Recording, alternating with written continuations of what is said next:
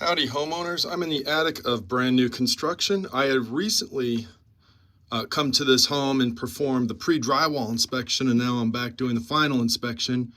And if possible, and if I can get to defects I called out in the original pre-drywall inspection, I like to be able to go back and check those. Now, a lot of times it's not possible because finished materials and insulation restricts that.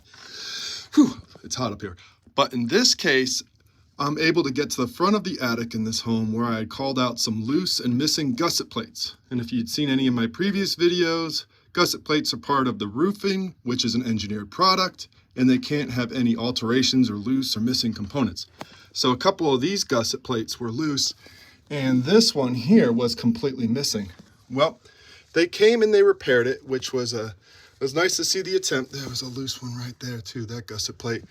The loose gusset plates, they just pushed back on, which isn't the proper repair because you start to bend the plate and you can never get it to go flat again, so it could pop loose.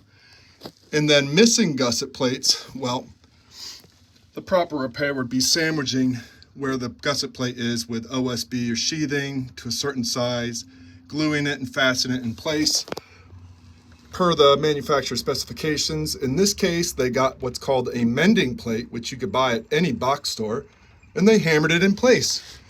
But they didn't do a good job because you could see some of the nails bent. They didn't go into the wood. Oh, and what does it say right there?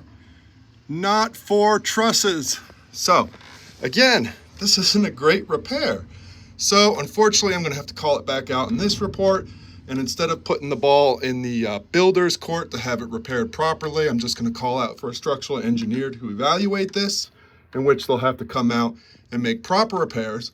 Then the engineer will come back out, check those repairs, and provide the stamped documentation saying that it is done properly. And then the homeowner will just have that documentation for them for the future in case they ever sell.